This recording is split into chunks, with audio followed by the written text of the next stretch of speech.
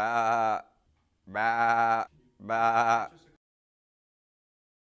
Greetings, sheeple of Babylon, and welcome to your Panic Hour. My name is N.A. Poe, your prophet and savior. Thank you for joining us for this edition of We The Sheeple.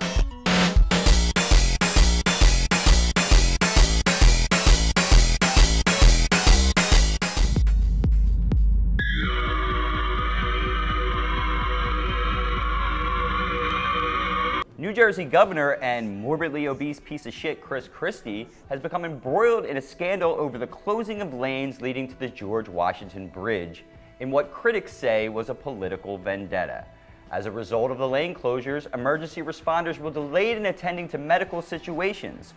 One incident involved an unconscious 91-year-old woman who later died of cardiac arrest. Another incident was unfortunately caught on tape.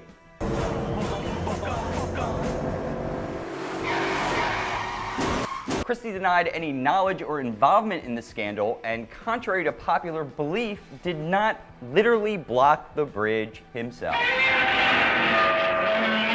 Speaking of Christie's, a piece of history will go up for sale this month when Christie's auctions off George Washington's personal copy of the U.S. Constitution and Bill of Rights.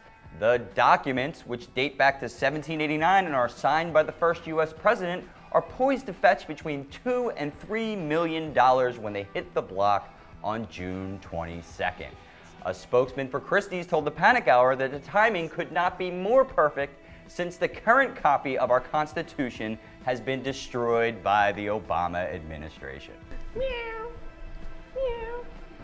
A 33-year-old Oklahoma man has been charged with killing his stepfather by giving him an atomic wedgie that caused his victim to suffocate in his own underwear.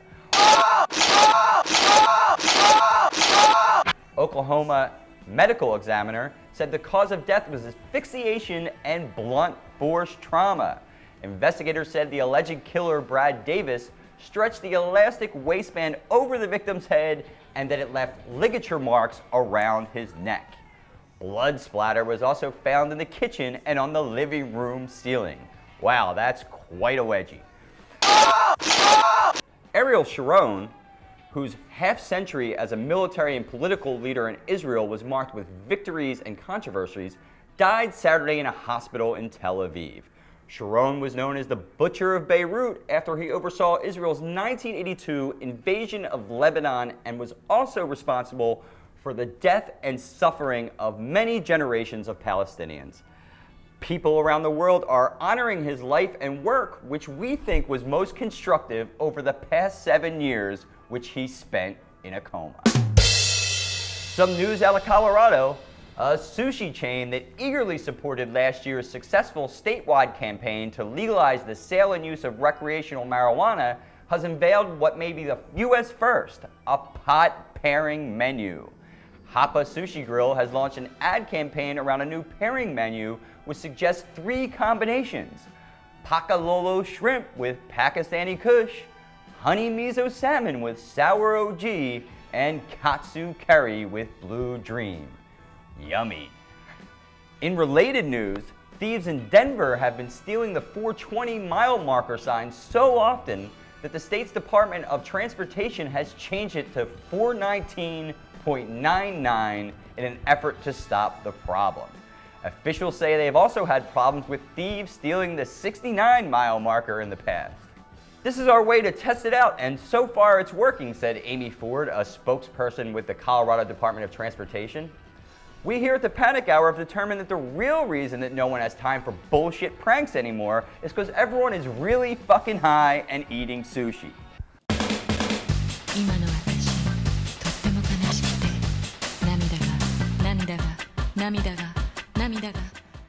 And finally, this story comes right from our hometown of Philadelphia. A man that has come to be known as the Swiss cheese pervert is terrorizing our fair city. The heavyset white man, estimated to be in his late 40s, approaches women in a silver sedan with his genitals exposed. He then displays a piece of sliced Swiss cheese and offers to pay the women to put the cheese on his penis and perform sexual acts. take 2 fingers, probably the ring finger, middle finger of your hand, and just press it in. Firmly, but you know where you're going. Philly Police Commissioner Charles Ramsey has asked the man to surrender, promising him unlimited cheese sandwiches while behind bars.